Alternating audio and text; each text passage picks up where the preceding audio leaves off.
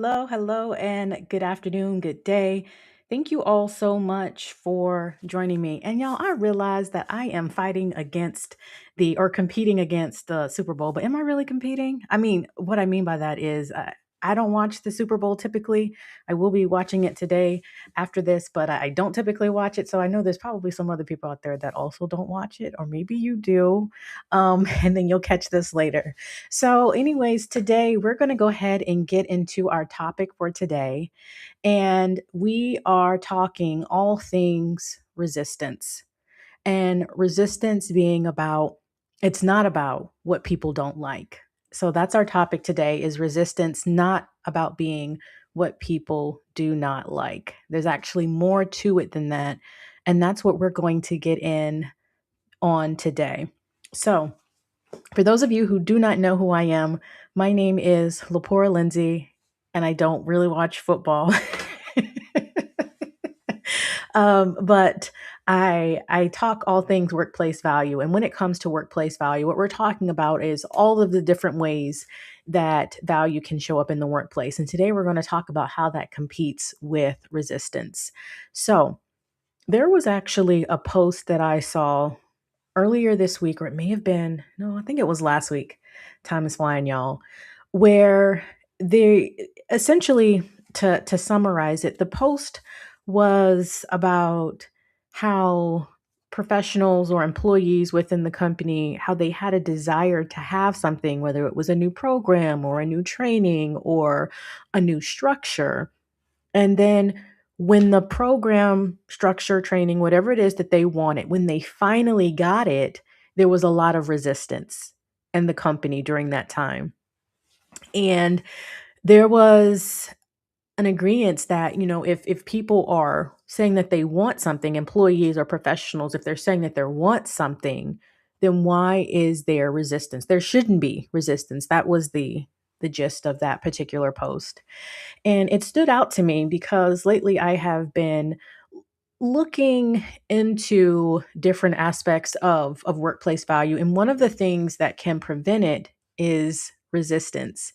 But it's not, even though we treat it as something that deals with an attitude or defiance or a lack of buy in, when we do that, that puts the focus solely on the person or the persons, the individuals that have this resistance. But one of the things to think about is that if it is too consistent, it's too consistent to be random. So I'll say that again. If it's too consistent, then it's too consistent to be random. So when that behavior keeps showing up and it keeps showing up in different people, it's usually not something that's random. Instead, it is more so of an anticipatory response where employees or professionals see change as something that is creating or might disrupt what they currently know. How does this potential change, how does this challenge the current policy, the current norms? How does this make, these are some of those questions. How does this make my role more challenging? What obstacles will come with this challenge? And then it reveals itself as being resistance. But it's not just new program, new training. I don't like this. And so I'm just gonna give this company a hard time. It goes much, much deeper than that.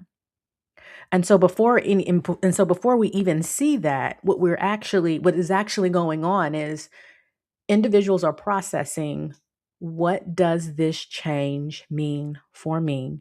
What does this change mean for my position? What does this mean for my department? And sometimes the only other thing to do is to resist. And so that gives us something to kind of think about there. So, when we look at resistance a little bit deeper, one of the things to kind of keep in mind is that it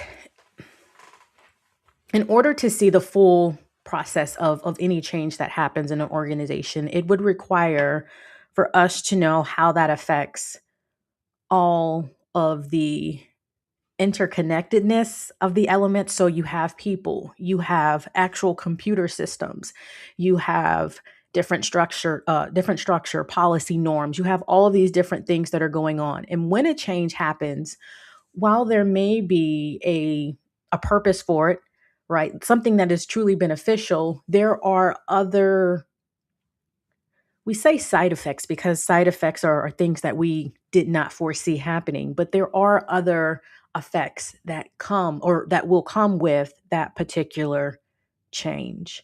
And when this happens, professionals do one or two things. They either, it's actually three, but we're only going to talk about two today. So, one of the things is really maybe overcompensating or over functioning, where they're trying harder because of the change. They want to maintain that visibility. They want to say that, yes, I'm buying into this. Yes, yes, yes. But in doing that, what happens is that we end up being more performative versus performant.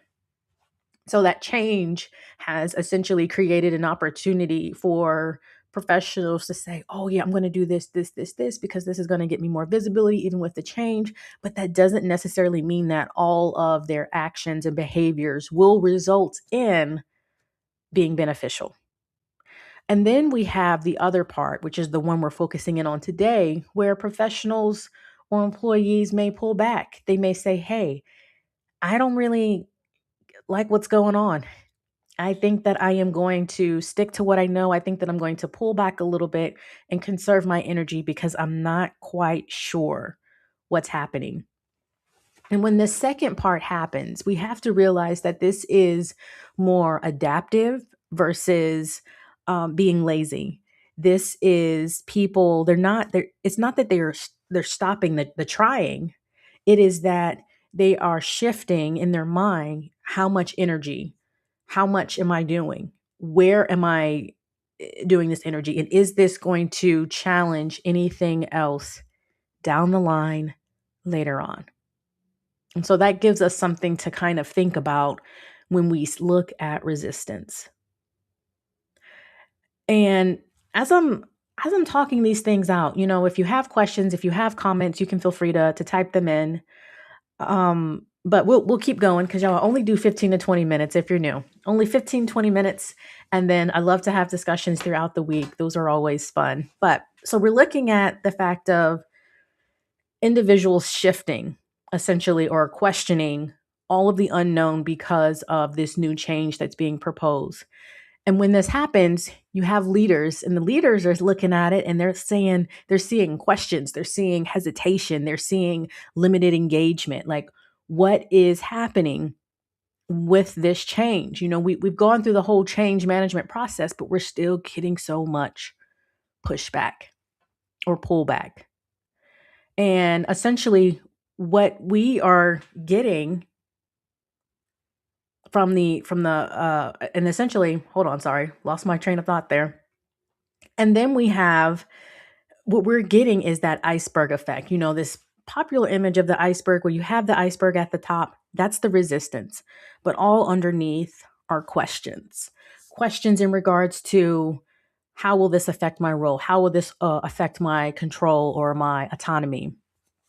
There's two different articles. There's a Forbes article that talks about the fact of when professionals are resistant to a change in a company, it's not just about that change in and of itself, but it is about the control and the predictability or the lack of predictability that comes along with it, because there's so many different unknowns.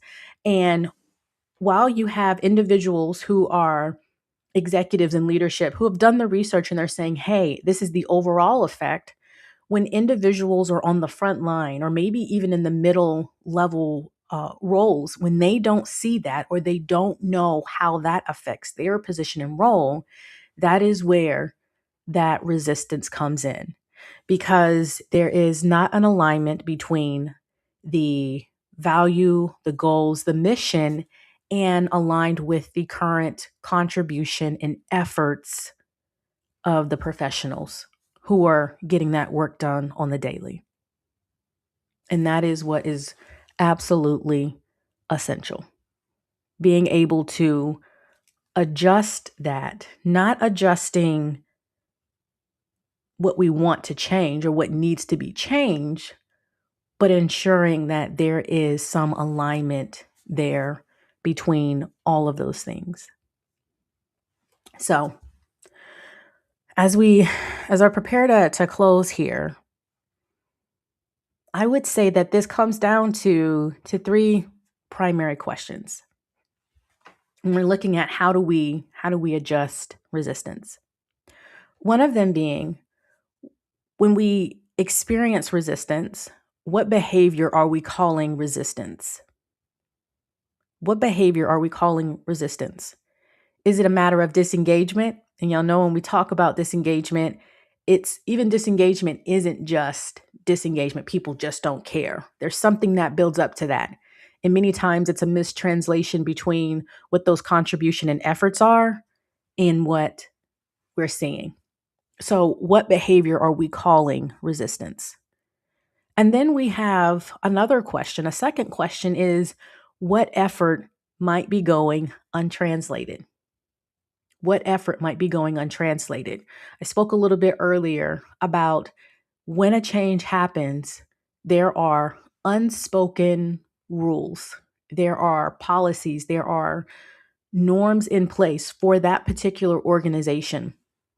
And individuals are constantly contributing and already providing effort in a way that which may not be translated as is. And when that change is presented, does that affect their contribution or their effort? Does that affect their contribution or their effort? So, first question, what behavior are we calling resistance? Second question, what effort might be going untranslated? And the third question, when we find that there is resistance in the workplace, is what part of the system is that behavior responding to? What part of the system is that behavior responding to? Because when we look at it outside of, this isn't just a person who just hates change. They absolutely can't stand it. It's more than that. This is a person who maybe they have already established themselves and figured out how the current norms work, and they like that they figured it out, and that will be challenged. Or maybe they still haven't yet figured it out. And then to see how it is now possibly at risk of their contributions and efforts not even yet being defined as workplace value, that could create a whole lot of frustration. So, how do we get to that point? And you may be wondering, how does this tie into workplace value? Well, it ties in to workplace value because if professionals are consistently unsure about where they stand, unsure about how the change affects their role, then at that point, that is when they do that one of three things, but we only talked about two today, either consistently giving more and more and more, but not in a way that creates workplace value because it's more performative versus performant, or they are just pulling back completely because they're not quite sure where to put their efforts. And so with that, got a comment here from Annette. Great discussion on resistance. And also, we need to understand how to turn this into a positive. Yes, absolutely. Let me see if yes, absolutely. And that's part of it, being able to ask those questions, right? Those three questions, as far as the what behavior are we calling resistance? What effort might be going untranslated? And what part of the system is that behavior responding to? And whether you are someone who is in a leadership role or you yourself are going through that process and you're trying to figure out, people are telling me I'm resisting. What behavior are they calling resistance? It's so important to to navigate that, to explore that a little bit more, because sometimes it's something that we're not even consciously aware of. And being able to delve deeper into that is what is going to create something that is going to be more productive, more beneficial, or even more positive, as Annette shared earlier. All right, y'all. So, with that, the final line I will leave you with is that resistance isn't a failure of change. It is something that gives us data and information on what is currently happening. And so, being able to look at resistance differently means everything when it comes to being able to develop and grow a department, team, or organization. All right. So if y'all are watching the Super Bowl, I hope that your team wins, but I know that that means that one team will lose. But yes, enjoy your evening, and I will catch you all next week. Have a good one, y'all.